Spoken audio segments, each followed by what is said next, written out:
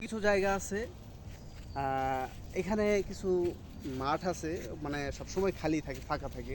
তো এখানে মনে করেন যে ওই অফিস বন্ধ থাকলে আশেপাশে যে চাকরিজীবী আছে, যারা বিভিন্ন অঞ্চল থেকে আইসা এই এলাকায় বাসা ভাড়া করে থাকতেছে, তারা মনে করেন যে এখানে বাসা ভাড়া করে থাকে। অফিস বন্ধ থাকলে তারা এই মাঠের ভিতরে বিকেলবেলা আসে সবাই মিলে। কেউ কেউ বাচ্চা কাচ্চা নিয়ে আসে, কেউ কেউ বউ নিয়ে আসে। ঠিক আছে, আচ্ছা এখানে ঘোরাঘুরি করে, অথবা মাঠের ভিতরে অনেকেই আপনার ফুটবল টুটবল খেলে, তারপরে ক্রিকেট খেলে, ফুটবল খেলে।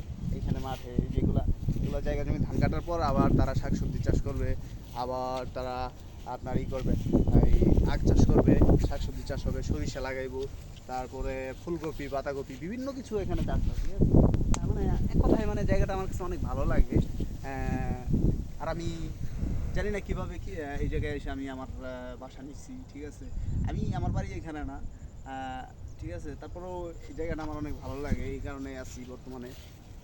তো যাই হোক, বেশি কথা বাড়াইবো না, ঠিক আছে।